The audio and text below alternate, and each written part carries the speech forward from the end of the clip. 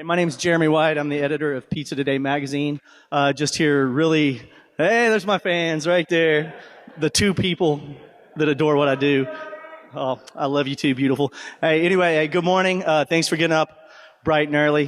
Today's speaker, Mr. Sammy Mandell, Dallas, Texas. He was our Young Entrepreneur of the Year last year, our first ever. This guy's got a great story. He's just got so much energy, so much enthusiasm, so much love for what he does, so much passion. And I think that will, I know that will show through today. And I think you guys are really going to be inspired by his story. He started off very, very young, and he faced many, many obstacles along the way. It hasn't always been easy. A couple years ago, he tracked us down. He introduced himself, and he said, hey, one day I'm going to be the highest grossing independent pizzeria in the United States of America. One day I'm going to be on the cover of your magazine. One day I'm going to do big things. And we're like, that's awesome, kid. Good for you. We hear this every year. I'll probably never see you again. And, well, he's the one who has done everything he has said he's going to do so far. So, hey, without further ado, please welcome Mr. Sammy Mandell. Sweet. Thank you, Jeremy. How's everybody doing? It's hard to believe that 7 years ago was my very first Pizza Expo, and I'm here speaking with y'all right now on the stage. So it's a very, very interesting experience. I want to say thank you to Pizza Today, Jeremy, Denise, Josh, Pete, and the rest of the Pizza Today team for making this happen. I also want to say thank you to Grande for sponsoring this. Also to all the mentors and teachers that I've had here. Pizza Man Dan, Michael Shepard, the Forelli family, Big Dave, and Tony G. For you guys that don't know, last year I won the first Young Entrepreneur of the Year. And one of the things that they gave me was a free class to Tony G's International School of Pizza. Hopefully it stays there. So there's me and Tony.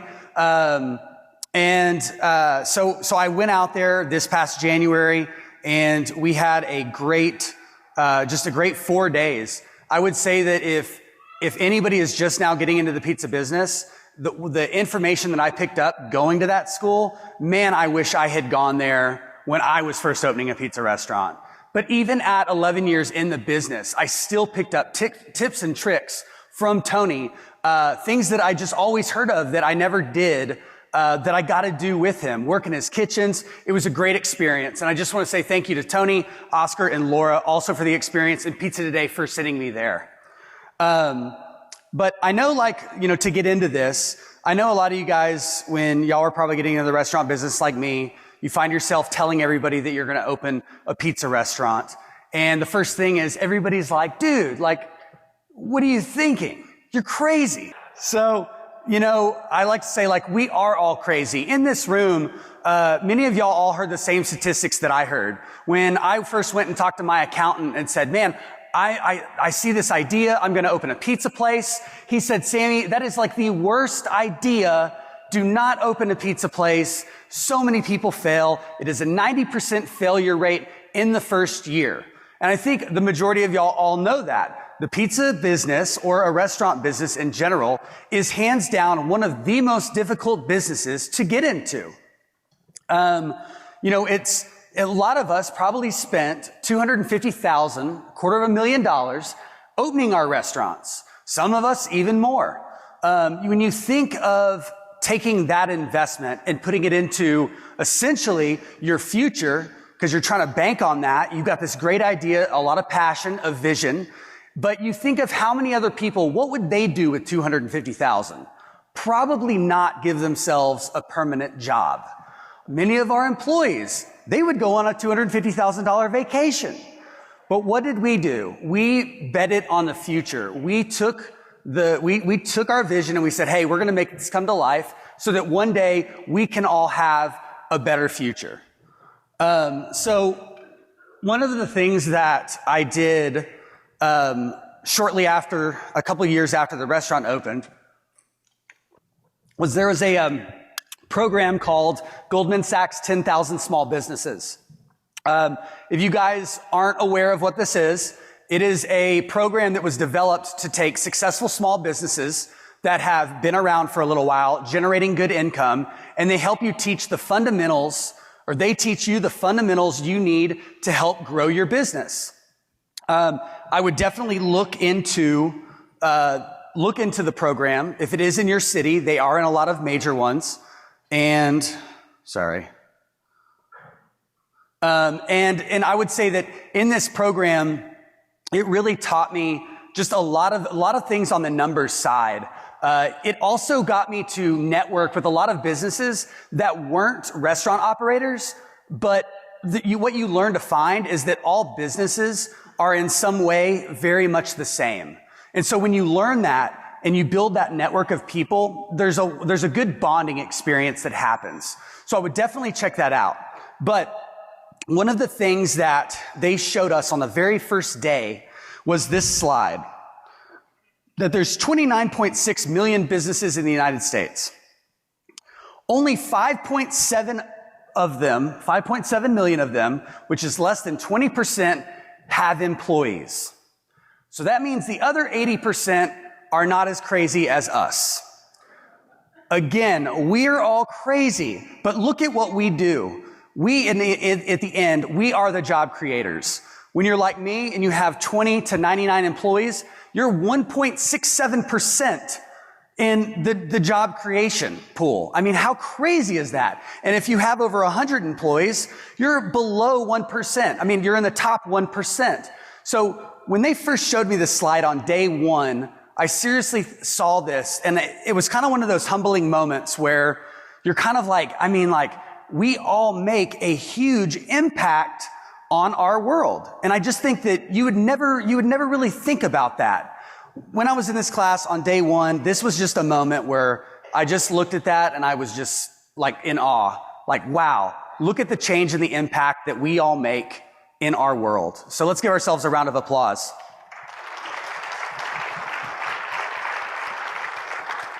So moving back into a little bit of my background, as some of you guys have heard, I started the Gapco at a very young age, and the only restaurant experience I had was working 3 months at Chili's. I was a server, and I was like the worst server known to man. I was so bad that one time a guy ordered mini burgers and told me he was on a low-carb diet. I thought that meant he only ate bread. And when I showed up to the table with toasted buns, he was so pissed. But nonetheless, I was fired from that job and I moved on. One thing I was good at, though, was computers. I found myself owning ATM machines and installing them on bar strips or in bar areas. One of those is where I opened Greenville Avenue Pizza Company. One night, while walking down there, I saw a space, and I noticed that how is there not a pizza by the slice place on a bar strip? It was like, this is going to make so much money. This was my opportunity. I saw the demand. I saw all the floods of drunk people, and I was like, this is going to kill it. We're going to make so much money. So we made it happen. I mean, I ponied up everything I had. I dumped all my money into it. And I took the risk, as many of you guys probably have, and I shelled out all the money and we got the restaurant open. But here I was at 24 years old, learning how to clean dishes. And this guy had no business opening a restaurant. I love this picture because it's like, I'm so innocent. And little did I know how hard the restaurant business was, and I would become a victim to how difficult it is. I had a lot of employees, a lot of them which were older than me.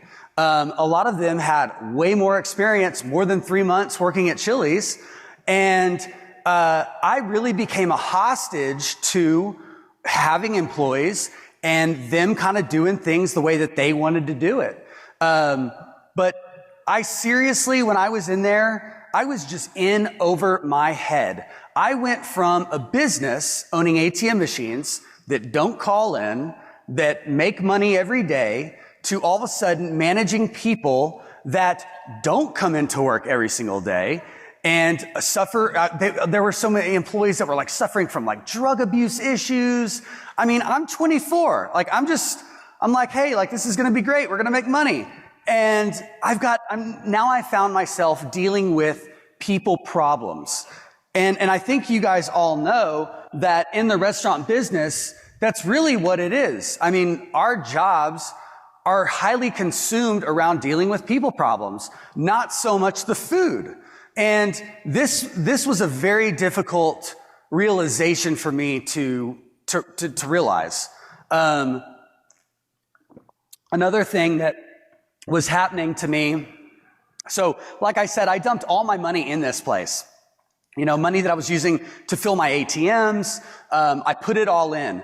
But what was happening on the backside, you have to remember that when all this was going on, this was around 2007 to 2010, I was dealing with a recession. So at this point, people really weren't spending money. And I was struggling just trying to figure out how to make ends meet. My car got repoed the day before Thanksgiving.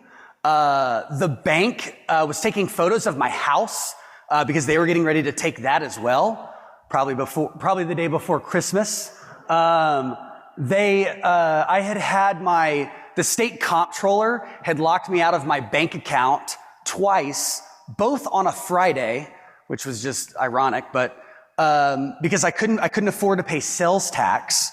I had to start paying people out of my own, personal checking account because I couldn't pay the payroll company to pay the payroll taxes, which later on I had to settle up with the IRS.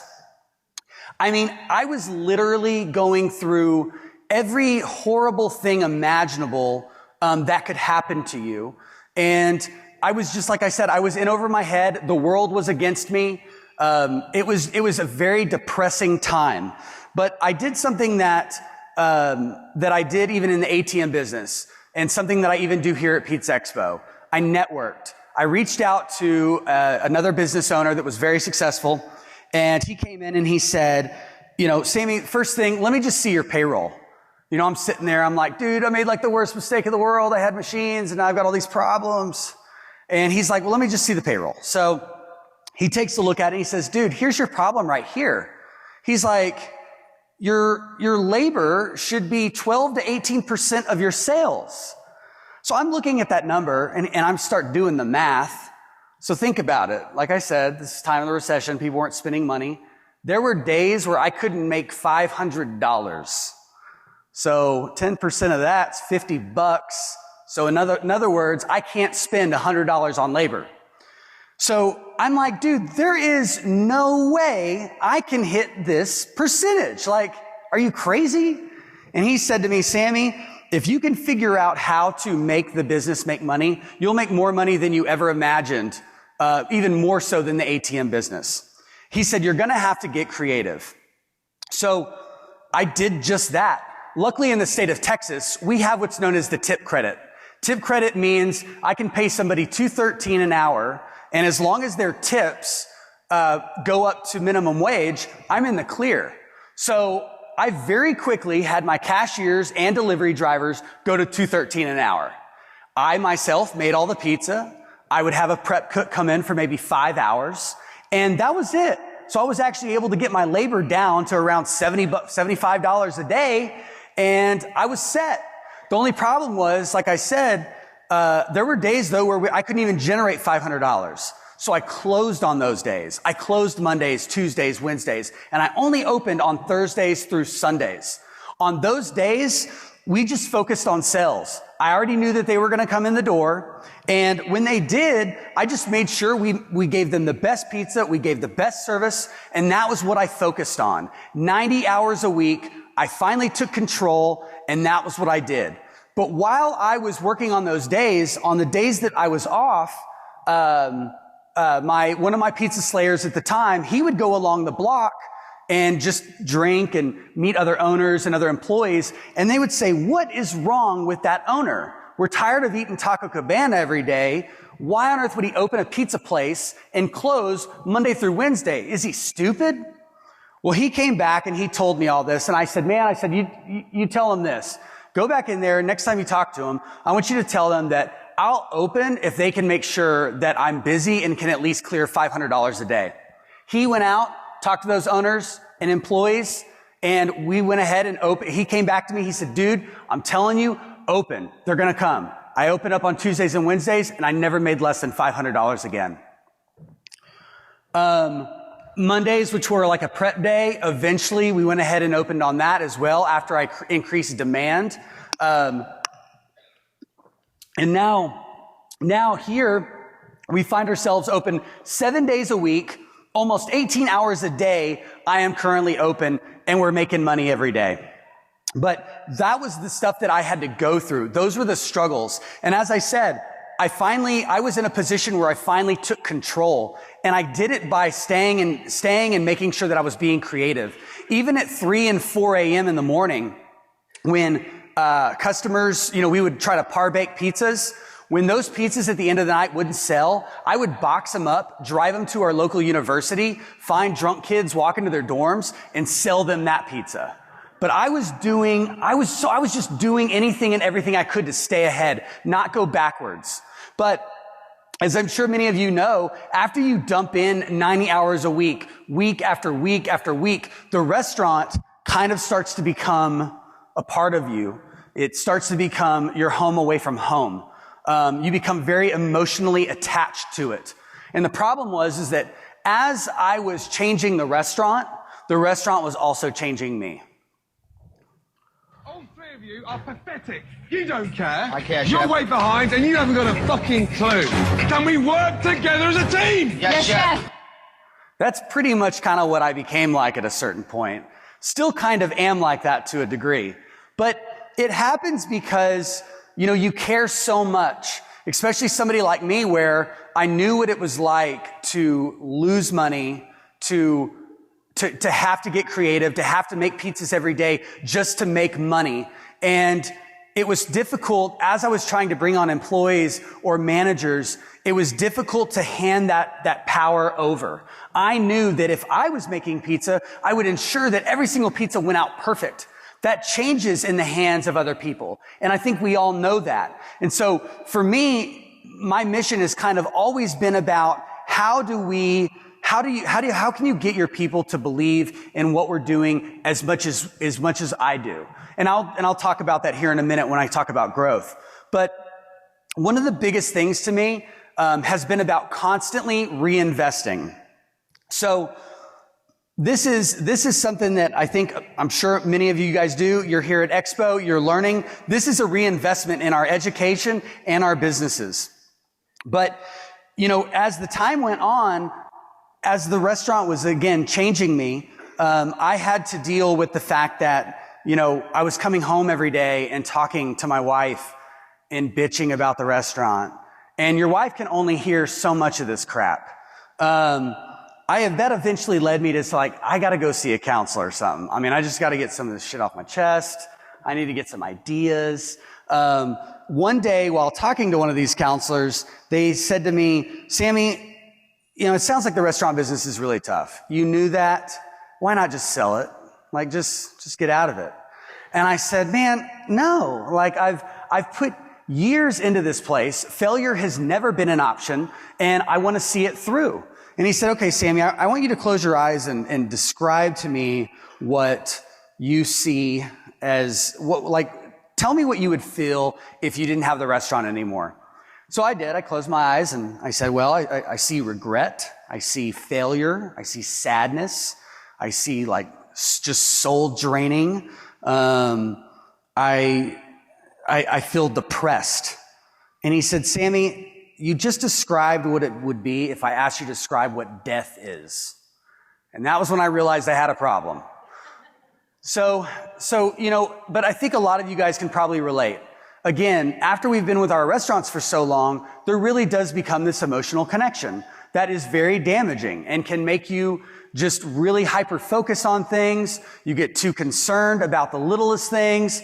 And you just, again, being in my shoes, working 90 hours a week, I know the way I want every little thing to go.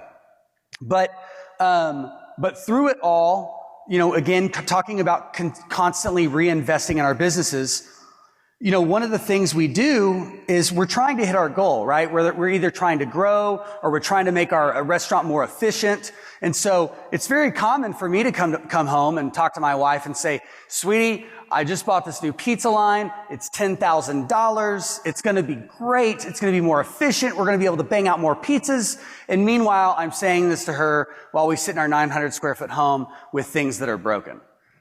But to me, it is about moving forward. But this is a good opportunity, if your spouses are with you, to give them a big thank you, because there's probably a lot of you out there that know what I'm talking about.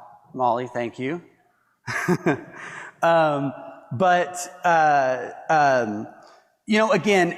reinvesting, it's not only just in equipment, but it's also in people. I think there's probably some people out here that maybe you have a manager that makes more than you. I know I did for many, many, many years. Many other managers making more than me for many years. But again, it's all about the end game. It's all about the goal. It's all about making sure that hopefully one day I can retire, and that I want to make sure that everything that I have the right people, and the right people, unfortunately, cost a lot of money. So as I was working in the restaurant, again, putting the time in, I want to say one more thing too on reinvesting. So, one of the things I can say that kind of describes me is I consider myself a top line owner. So I'm lucky that I do not have an investor. If I did, they would slap me, because investors care about that bottom line. They want to see that there's a % growth. Well, I'm not that way. I focus on the top line sales. So to me, if the restaurant breaks even, but I know that I spent all my money on the restaurant, whether that was in growth or new equipment, I'm totally okay with that. That also makes me a very risky competitor, because I will do things that most won't. I will do financial moves that maybe won't make a whole lot of sense to people. But to me, if I know that that money was spent going back into the business, I will do that every single time. So that, just so you guys kind of know a little bit about me, I am all concerned about my top line numbers. I know if the sales are coming in, I don't have anything to worry about, and I'm going to keep dumping that money right back into the restaurant. But as I continued to work on the line, at one point I said to myself, this wasn't the idea. I came down here, saw an opportunity to make money, fill the demand, and move on. Not make pizzas every single day. So I sat there and I thought to myself, okay, how do I get somebody to want to do what I do as passionately or as close to or believe in it close to what I want? And so the idea of growing was very natural to me. I said to myself, how do I get people to want to work for me for 1 year, 2 years, 3 years, 4 years? And you guys all know, the younger employees are more difficult to sell to. In the days where you could have employees that are there for 5, 10, 15 years, that's just hard to establish these days. So I thought to myself, well, how do you take somebody, again, make them care and make them want to dump in longevity? It was natural. I knew I needed to grow. I needed people to come in and see, wow, this dude's going to open a second restaurant and a third restaurant and a fourth restaurant. And there will be more opportunity for me along the ways. I have spent so much time trying to make that happen. I knew that I had to bring in other people. And I knew the challenges ahead. I knew that for me to remove myself from the pizza line, it was going to require that heavy investment into new people, into an infrastructure. But how was I going to do that? Because I didn't have a whole lot of money. So I brought in Big Dave. If any of you guys don't know Big Dave, he's one of the biggest pizza consultants in the industry. I just talked to him the other day. He's doing great. And Big Dave came in and he was totally impressed with our operation. Loved my people, said, man, I don't even think you need me here. You're killing it. But what Big Dave did was he introduced me to his food cost program. And one of the things that we learned is I was just severely undercharging for my food. I didn't want to charge $23 for a Supreme pizza. But at the end of the day, that was what I needed to do. I don't know about you guys, but changing my menu prices is one of the most gut-wrenching things I ever do. But I did it. I changed my prices. My customers came back. And all of a sudden, next thing you know, I have extra income to build this infrastructure, to hire better people, to pay my employees more, to provide them healthcare benefits. I had this money now. So I just started doing what I needed to do. Not paying myself, but reinvesting it back into the business. But even after Big Dave came, I knew that in order for me to grow, I was going to need to be able to evolve. I needed to change my brand. If you looked at our old logos and the old storefront, it looks like a pizza dive, not a pizza restaurant. So I got with the branding company. I actually interviewed 3 of them, ended up picking one who I still work with today, Plan B out of Dallas, Texas. And they came in and helped me really get the store better. They basically were a jack of all trades. They did interior architecture, exterior design, as well as logo work. So I didn't have to go out and find all these different companies. It was just a one-stop shop. But one of the things that the president explained to me on the very first day was that branding works kind of like the world. The world is always moving like this, and your branding has to kind of go a little bit behind it. So the idea of branding your restaurant one time, that really doesn't work, because eventually you will become outdated, and your new competitors, well, they're already jumping on with the newest thing. So you have to constantly evolve to stay up with your competition so that you can remain top of mind in your customers' minds. So what you'll see here is that that's what Gapco does. Obviously we've got branded boxes, but we also brand our water bottles, because we believe that anything we can get inside of a customer's home, such as even our pens, that is just one reminder of Gapco. Somebody can walk into a house and see that in a fridge and say, hey, I haven't been there yet. How is it? So we look at anything we can do to get in the face of our customers. That's what we're going to do. Most recently, we even started doing plastic to-go bags.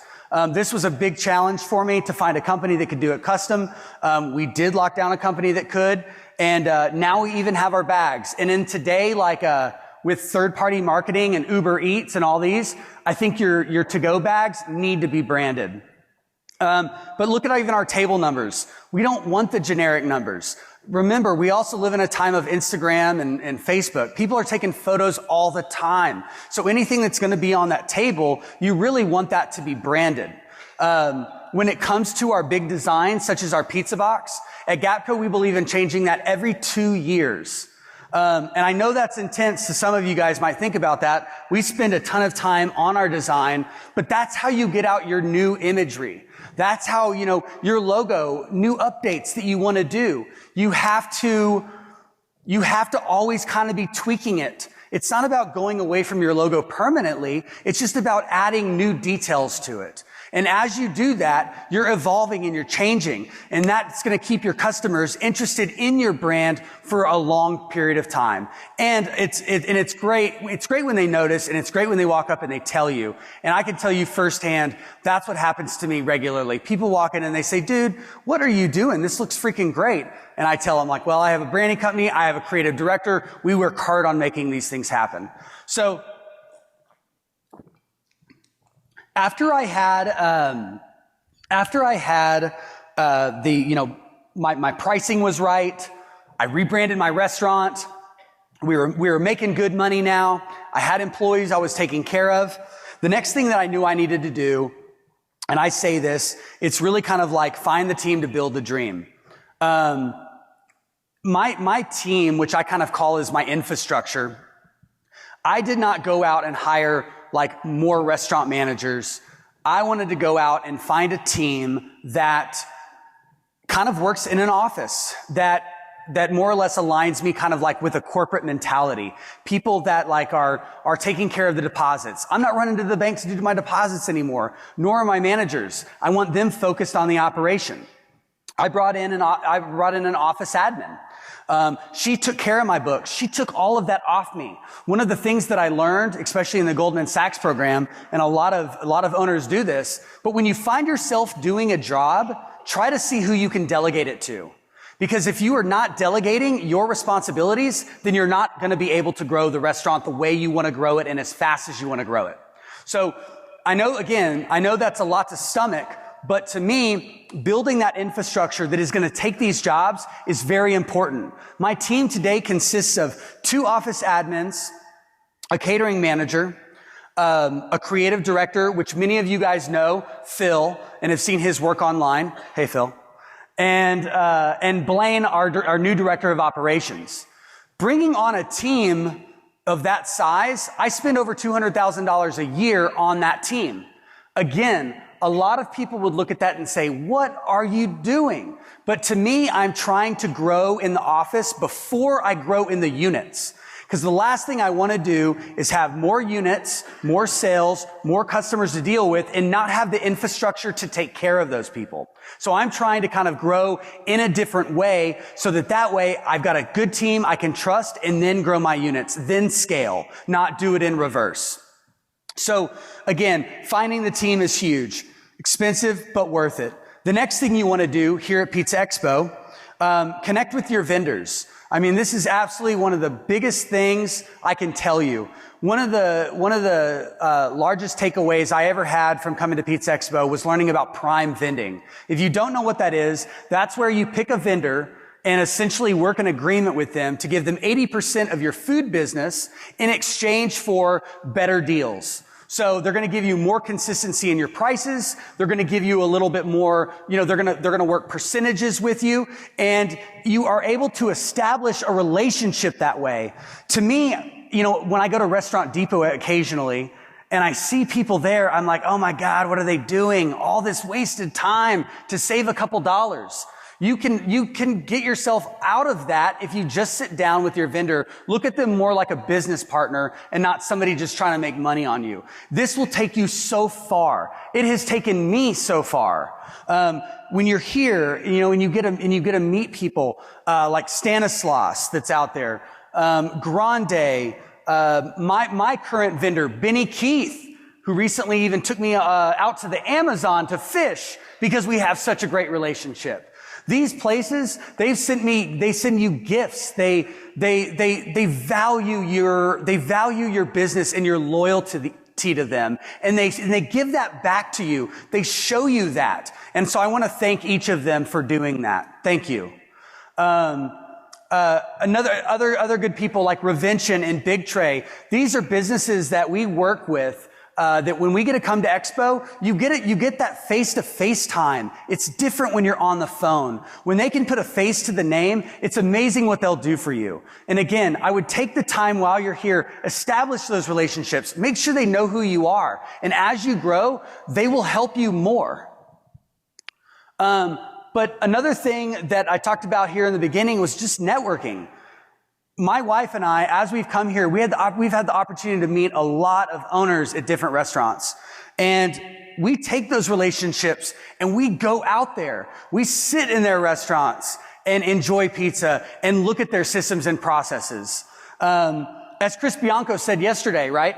Work with one another. Take information that you can from one another. That is what it is all about. So much of the success that I have made has been from networking. It has been from information that people gave me that I have applied. And so I would just say that all of you guys, when y'all are here, we're family. We have to work together to make our industry better and make your store better. One thing I want to try to transition to that, again, if some of you guys know, we have quite a few trademarks. Show of hands for people that have trademarked their business names. You want to make sure you do this. I look at trademarks like stocks. As your business grows in value, your trademark grows in value. Okay, so think about the time and the energy that you put into that business, growing that business. Do not let a competitor potentially take something that, costs about $2,000, but it will grow and it's worth something. If any of you guys were to ever sell your business, it would be the worst thing in the world if you didn't have that locked down.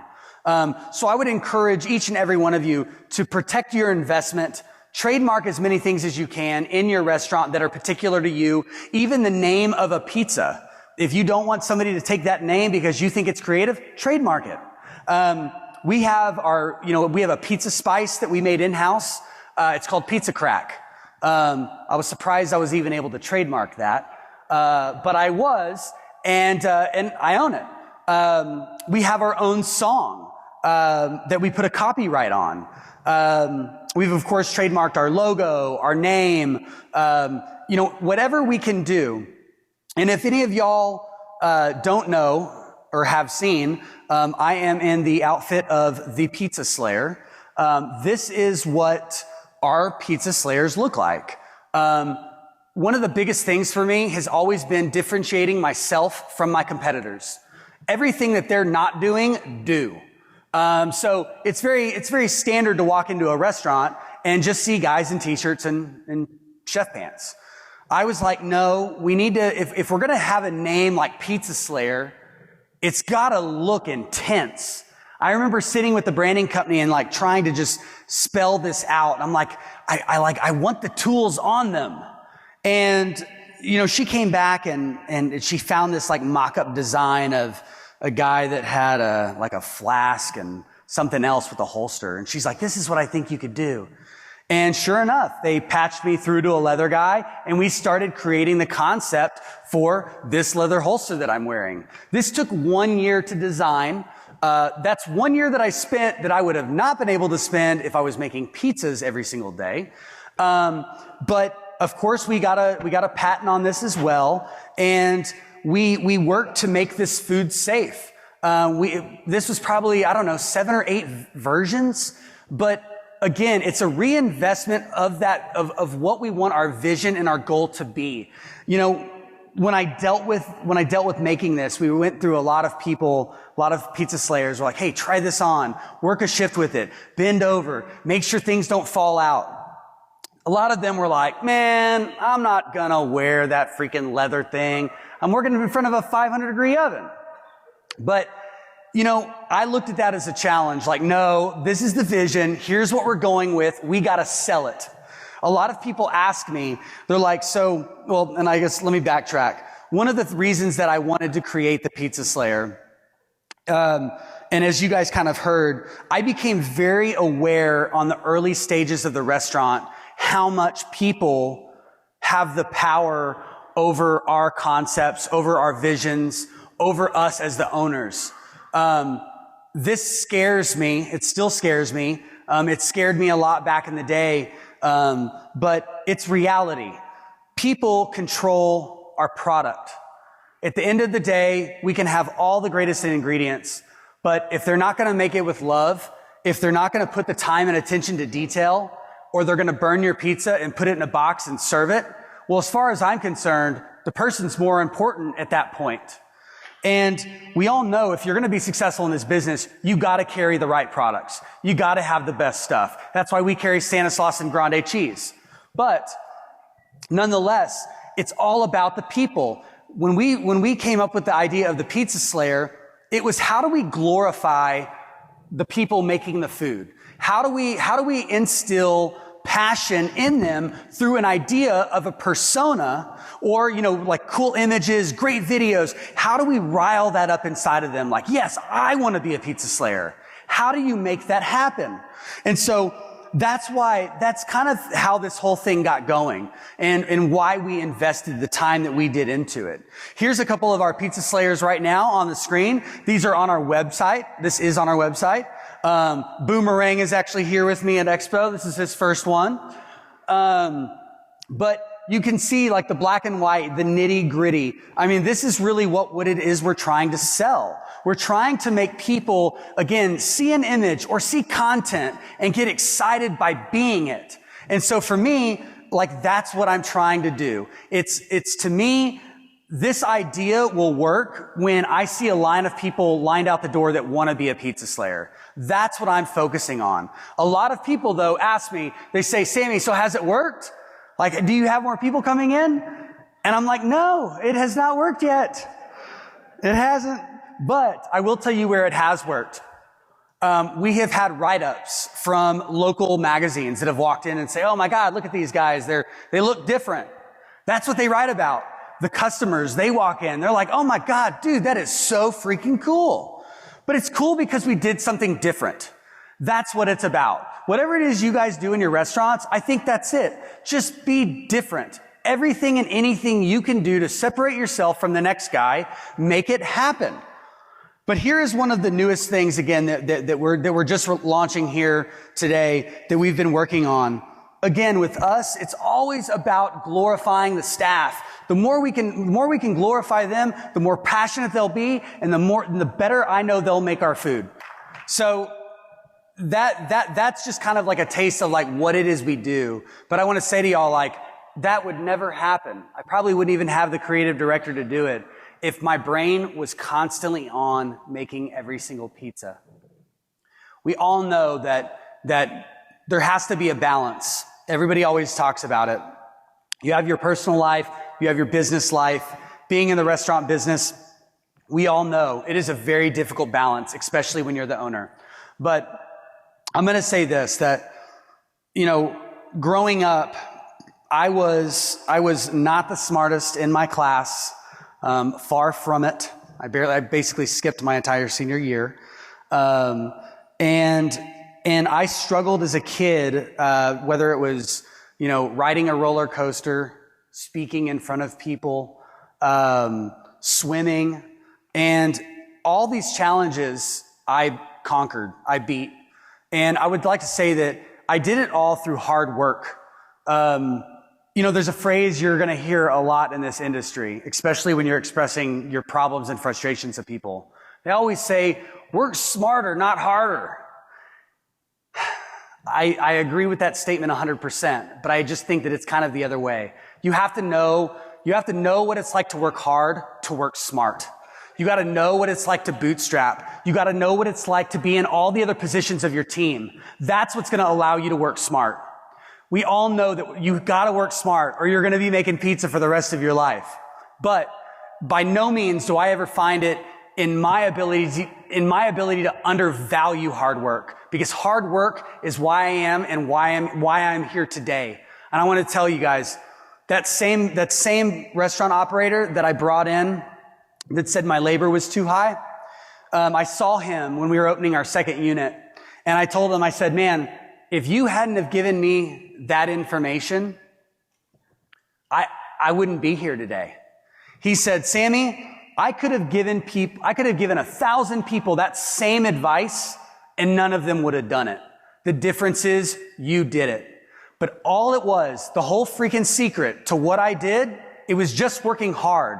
It was just getting up and getting out of bed every single day and going into work and making it happen every single day.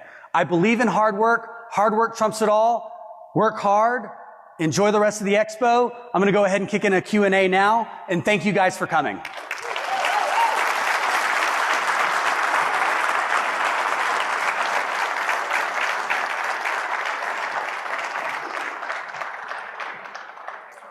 Any questions? Yeah. You apply the same concept of pizza slayer in the kitchen? We don't really go there with that. Just in the kitchen, our kitchens are a little bit tight, but we are trying to make sure that in the future, as we cross-train, that those same pizza slayers end up in our kitchens. So it's something we're kind of working on. We've had our kitchen guys for a long time, so it was kind of a, hey, let's just focus on the front of the house for right now. Our pizza slayers actually, they are the front of the house. So when people walk in, those are the ones they greet. Yeah. What percentage of your business is slice business? Comparatively speaking, profit margins on your slice business versus your whole pizza business? Sure. Would you say that it makes up 50%? Sure. Yeah, so he's asking what percentage of my business is slice business. It's actually relatively small. I mean, I would say it's about 10%, but we do have a large communal in our small restaurant, which is 1,500 square feet. In that restaurant, it's a little bit more dine-in heavy.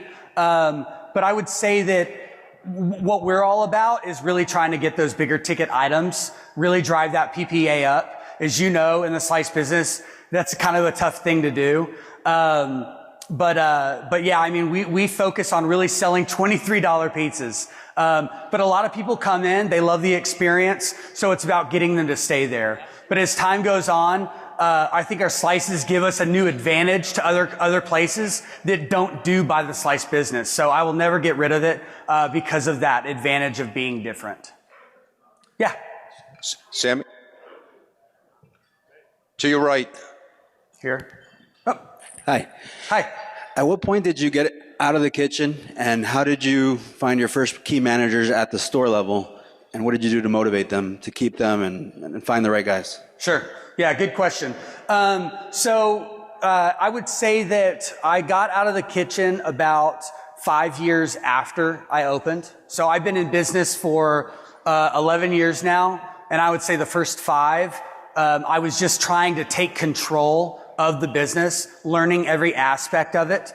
But finding managers is hands down one of the most difficult things. Everybody in my organization, you know, if you are a manager, we really try to pay people around $50,000 base. We give them bonuses. I pay 50% of the health care. I would say on my ability to take care of people in that regard, I do anything and everything I can. The problem is that we're also a business open 18 hours a day. It is very difficult for me to lock down managers that want to work hard. And, you know, and that's the hard thing, is that, you know, as the owner, that's how I got where I am. And people just don't want to work as hard, especially managers. And for me, I really try to find managers that want to get in there with the staff. And I think a lot of times nowadays, a lot of managers just want to kind of hang back.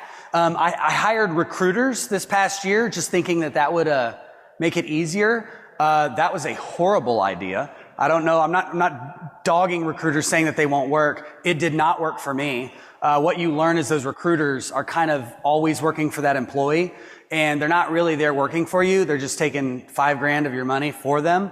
And it's not a for sure bet. But I would say that, you know, the biggest focus that we're doing right now, and currently my new director of operations who's here, Blaine, is working on, he's really just trying to work on reducing the amount of hours they work. And we've already seen more buy-in from managers. So if there's any advice I could give, I would say to focus on that quality of life piece. For me, I want them to work hard no matter what. I want them to know how to make pizza. I want them to be able to pop in and out everywhere. But I would say that, you know, what I'm learning is that you just can't work them, you know, 60 hours a week. You know, he just learns. They just eventually leave and get burnt out. Does that answer most part? Yeah. Thank you. You spent all the time on your Slayer tools. Yeah. Can you show them off? I'm just incredibly curious. Yeah, I apologize. I'm not familiar with the tools of the trade. Yeah. So we also are trying to kind of customize some of the stuff we have, making it unique. I mean, this is a deer antler with a pizza cutter on the end of it. We have here is sorry. I kind of brought these for show. This one right here is just kind of like our dough knife. But again, it looks different, you know? And so for us, it's just trying to make the vision more fun for the staff, for the people that are the Slayers. Yeah. That's awesome. Thank you. Yeah, thank you. Yeah. Yeah, what's your advice, right here in the front row? Front row. Next to the guy that just... Okay. So what's your advice for not the restaurant part, but the corporate part, like your office? Yeah. Where do you find the best people to bring in that work with you? And another question is, have you ever got it down to the science of this is how much of a percentage of my sales I want to invest in my corporate setting so that it makes sense and I don't get out of whack or balance with that, because we all know we're dreamers in this industry, and hopefully there'll be one of those guys that's a dream killer on the team that's like, stop, you know. So no, I agree, and that's a great question. I actually have never assigned a percentage. That's something I'm actually working on right now. It's funny. When I was opening the restaurant, I did bring on I had some friends and family in the restaurant. Yeah. It was a disaster. Doesn't work. I know. I tried that already. But what I learned is as I got older and more mature, they did too. And because your friends and family have a little bit more trust, you can have a little bit more trust with them, that I found that they work better more in that office setting than on a ground floor operational setting where you're just like, make pizza faster, or, you know, do this, do that. So I would say look within your own internal network, around you to see if those are the right people for the operation. Honestly, the majority of people that are in my crew, I went to high school with. But again, I also hired people from my high school when I was owning the restaurant, and they worked under me, and it was a total disaster when it was on the ground floor. So I would look to see, as you are building that leadership, you might have some people that fit that mold better. But as far as a percentage is concerned, for those of you that are still hanging around, one of my newest things that I'm working on this year is developing a management company.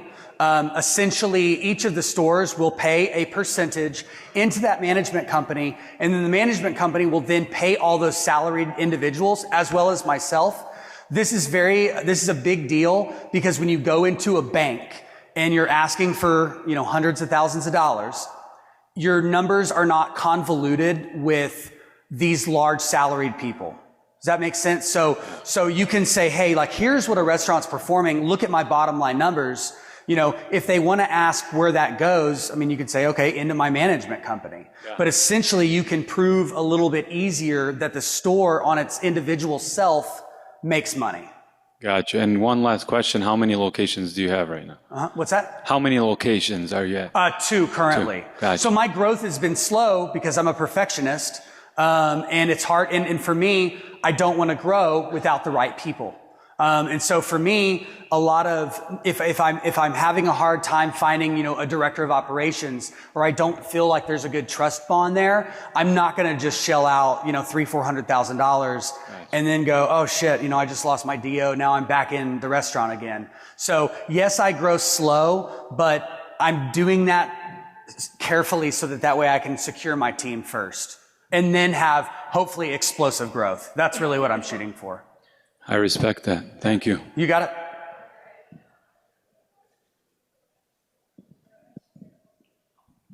A lot of great points today, Sammy. Thank you very much. It was awesome. I love the video. That was incredible. Can you give some examples of where you distribute? What's the most successful? Is it social media? How do you get the video out? That's pretty much the platform. We'll put it on our Facebook. We put it on we do have a YouTube channel that we just kind of started going. We're working on, that's kind of one of the next things we're working on, is building our YouTube audience.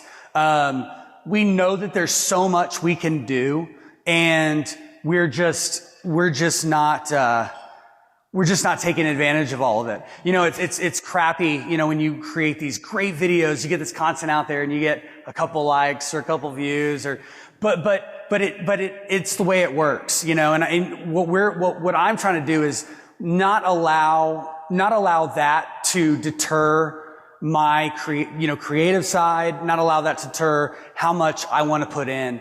For me, I know that the audience will grow over time. And I will tell you that at a certain point, we were launching like videos every Friday, right? Like this just happened at a certain point. And every Friday, that viewership just kept going and going and going. It was getting bigger and bigger. So I think consistency plays a whole lot of it. And we're trying to be more consistent with our content creation. But again, because I'm a perfectionist, I do like to be hands-on in the restaurant. It's hard for me to just go solo content creation with my creative director, but he pulls a lot of that off my back. Hey, Sammy? Yep. Yeah. Inspirational. Thank you for today. For sure. Thank you. My question is, I guess it's specific to my business as well. So our business name is tied to the name of of our town, just like your business name is named is tied to the name of your street. Yeah. Regarding expansion, did you ever consider changing your name, and did you settle at the acronym in order for that not to affect you penetrating another area? Yeah, great question. We focus a lot on our acronym. A lot of our customers, one of the things that's very unique, customers start to call your restaurant something different. Again, when I went and talked to the branding company, that's a rare thing in many cases, where customers kind of take the brand and make it their own.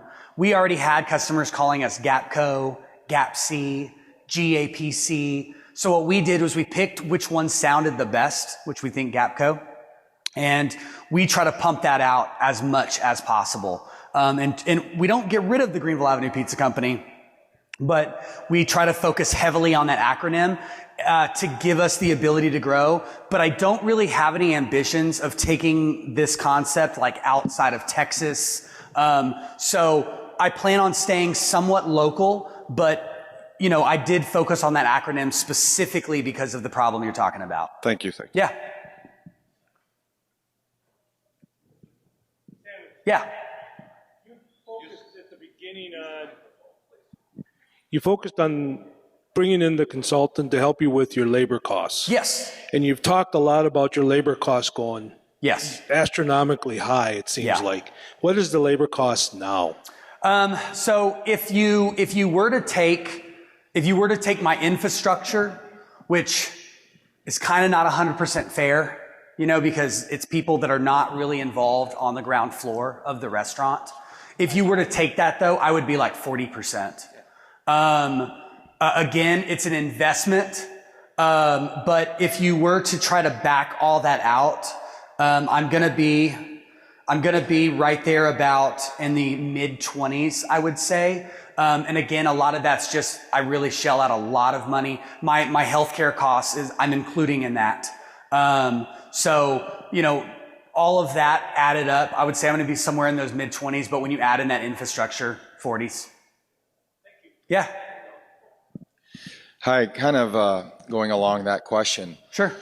We are in the midst of trying to start a management company as well for some of our locations. And, we've been beating these like prime numbers forever into our team and management and our front lines. And now when you take these fees out, everything changes. And compared to industry standards, your numbers are completely different.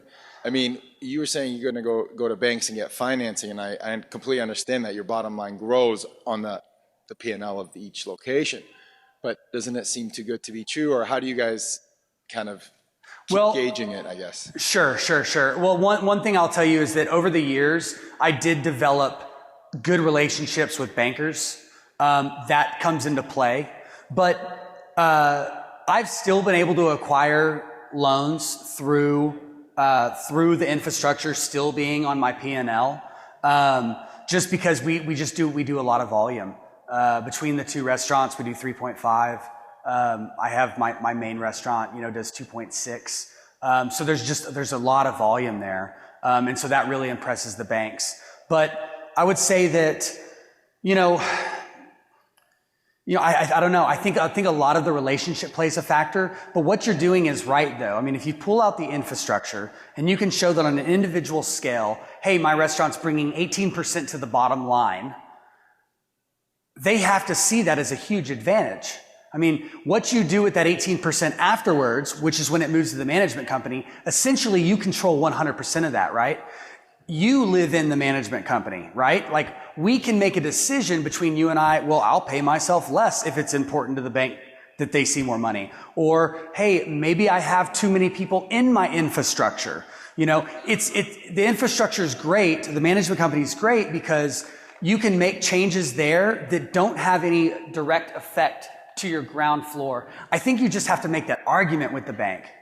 That's really what I do when I go in, is I'm really just trying to make my case very hard, and I feel that it'll be an easier case to make with that management company. But there is I can't think of his name, obviously, because I'm on stage, but the restaurant expert, if you look him up, he goes into prime numbers quite a bit. And I like his direction on it because he associates where your prime cost should be based on your sales. So a lot of times people will throw out 55%, labor, food, all in.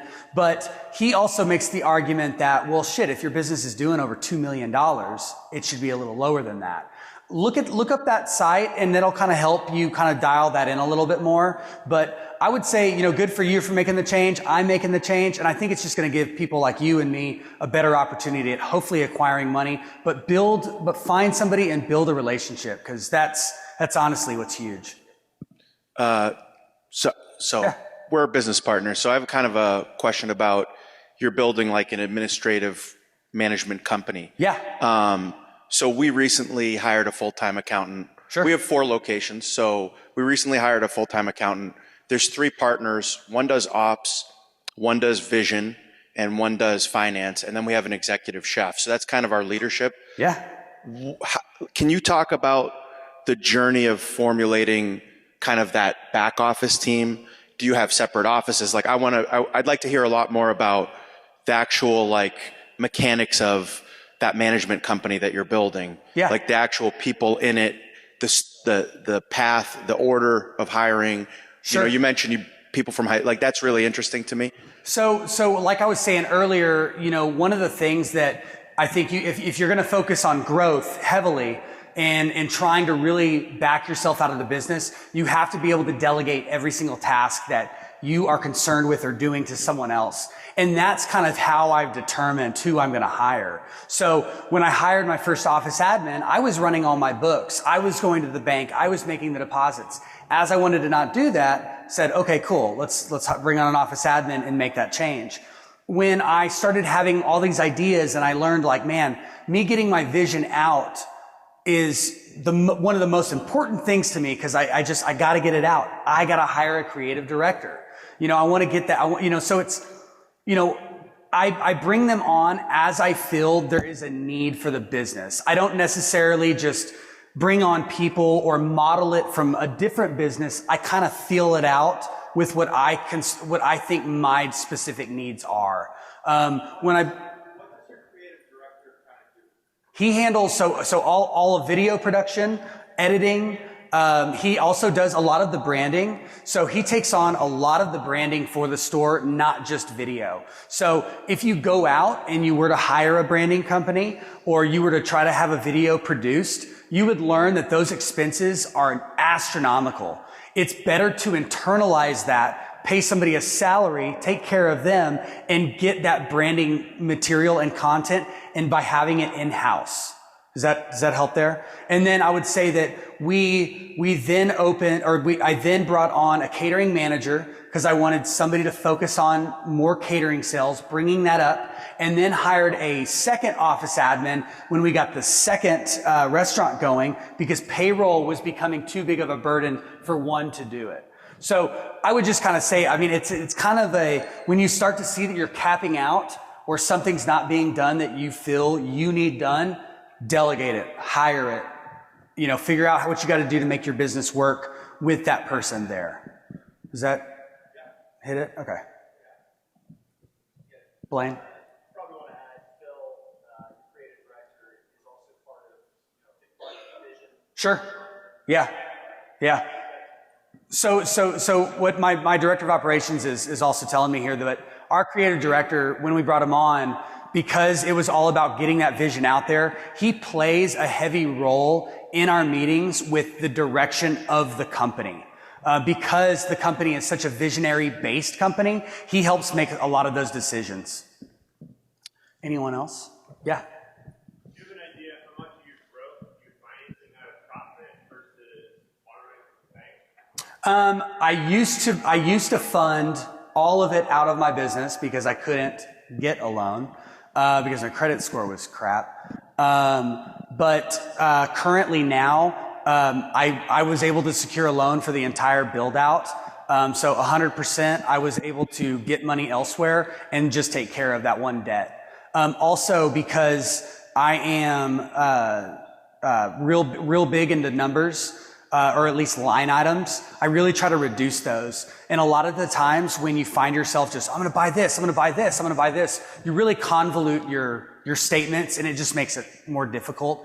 Getting one loan where everything is in there, it's nice, and it's also nice for the banks that as you're asking for more money. So one of the problems that I ran into is I had about $100,000 worth of debt spread out between a couple credit cards and bank accounts.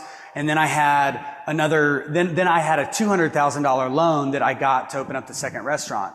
Well, I was able to go back to that bank and say, hey, look, I know we just did this, but can you take this other $100,000 and combine it into it? And they were able to do that. And that's actually one of my strategies moving forward, is to have that particular bank continue to increase that line of credit, go back, revisit them, and just keep that building versus, getting tons of credit card debt, putting stuff everywhere, because that just makes it difficult at the end of the day. Oh, and I did want to tell you, man, that for accounting, there's actually a lot of companies that are coming on board. I don't know if many of y'all know this, but financial admins in a lot of ways are starting to disappear because they're building new technologies and new software that is allowing like daily bank recs to happen automatically with an outside team, not a individual in your office. I'm not going to get rid of my office admins because they do a lot more for the industry, but I do have an outside accounting team that pulls our numbers every day, balances everything. This costs around $40,000 a year, so it's almost what you'd pay somebody to come in and do it. But it automates it a little bit more, and again, in the eyes of a bank, it's going to make you look very professional. Just a little extra piece there. I wish I could. Leasing. The first restaurant was, same kind of thing. That was in a larger building, but if I could get somebody to sell, that would be, hopefully the day will come. Hey. Dan? Or? You're first. Sure. That's okay. No, I'll bring it to her right after you. Okay. Well, also, thank you for sticking around because this is very valuable. No, you're good. You're good. So, branding consultant. You said you used one? Yeah. So, can you talk about kind of what you had them do for you? How did you choose them? Sure. And where do you see it going with them? Yeah. So I interviewed 3 branding companies, but I will tell you, do what I did, which is find one that has somebody on staff in all areas. So exterior design, interior design, as well as logo design. I'm sure in your city, there's somebody. And a lot of these branding companies, I use Plan B out of Dallas, Texas. They travel all over. So if you guys are really interested in them, they'll fly out to you. But there are branding companies out there that secure all those people. I would just try to say, find somebody that does it all so your branding will be more consistent. I would say, so it used to be 4 times a year. But then since I brought on Phil, the creative director, I'd say twice a year. And then when I get back, I'm actually going into a brand DNA session with them. So that's like another level of branding. Again, focused on growth. But I would say that relationship doesn't stop. We just kind of keep visiting them to make sure that our brand is again evolving with the world. They don't really tell me what to do on anything. I kind of come to them with my ideas, and then they help kind of sculpt it. Yeah. It's a good partnership. Hi. Okay. Hi, Sammy. Hi. Hi. We just took over Mom and Pop's Pizza 6 months ago, and like they have already their clientele, right? So my question is, do you think it is a right move for us to change the name, or just keep the name because of its clientele already? I think it would just consider how much traction you've had. I know that there have been places that have changed their names when they've been in business for 4 years and still made it happen. You can do it. And I would think that if you're earlier in the game, it might be better to do it than to wait, because the longer you wait, the more clients you're going to build that are going to support that brand. And where I would be concerned is how many Yelp followers, how many people are, how many Yelp reviews do you have? How many people do you have following the social media? And if you don't have a whole lot in that yet, then it's a safer move to do it now than it will be when you've got even more followers. So I would look to that. I would just decide, do you have the traction where it's worth staying with that old name? But I mean, again, I've seen people change their business name after being in business for 3-4 years, and it was a good move for them.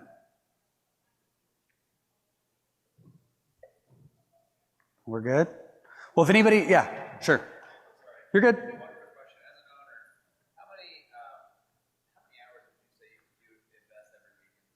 I'd say 70 is probably my comfort zone. But I do that not because of I have to. I do that just because that's who I am. So I'm just kind of, for me, going in and putting in, if I get, it's like if I get there at 10 a.m., my wife always makes fun of me. It's like I'll leave at 10 p.m. It's like she's like, no matter what time you go in, you're working like 12 hours, like I would just, it's kind of like my internal clock. But I will say though that having a better infrastructure and a better team gives me a little bit more peace of mind. So I do find myself leaving more around the 10 hour nowadays. But even when I'm at home, man, I'm busting out a laptop and looking at statistics and growth and whatnot. How often are you still putting out operational tires? Like, how often do you have to get involved with fixing things or sacrifice the perfection of you being in the shop? Sure. I get it. So again, new director of operations, he's doing a really good job, and he's actually putting out those fires. Something that happened about a month and a half ago, our back oven went down, and he had a repairman come in and fix it, and I didn't even know about it until after the fact. That's something that never would have happened, 3 months ago. So I think it comes to finding that experience. I've tried hiring DOs that didn't have a ton of experience, or I think there is a level of organization that higher end people need to have. So for instance, I'm not the most organized person, right? So to me, finding a DO or somebody that's going to live in that infrastructure, they better be organized, because that's what I'm looking for. So, it's like you can find a lot of people that are smart. I think that's one piece. But finding somebody that's smart and organized, that's difficult. But I would say that when you find the organizational piece, that's going to, kind of give you, I think what I'm kind of getting is somebody that's going to take care of shit before you're even aware of it. Back in the day, man, I would have been all over that. Or if somebody didn't tell me, I would have been like, what are you doing? Why wouldn't you call me? But now that I have him, people are directed to contact him, and it was great for him to take care of it, and just move on from it. Again, it gives me peace of mind. Thank you, Sammy. We got to go now. Yeah, that's it. You're good. Well, thank you guys. Thanks for hanging. If you guys have any other questions, I'll be here for a minute, so it's all good.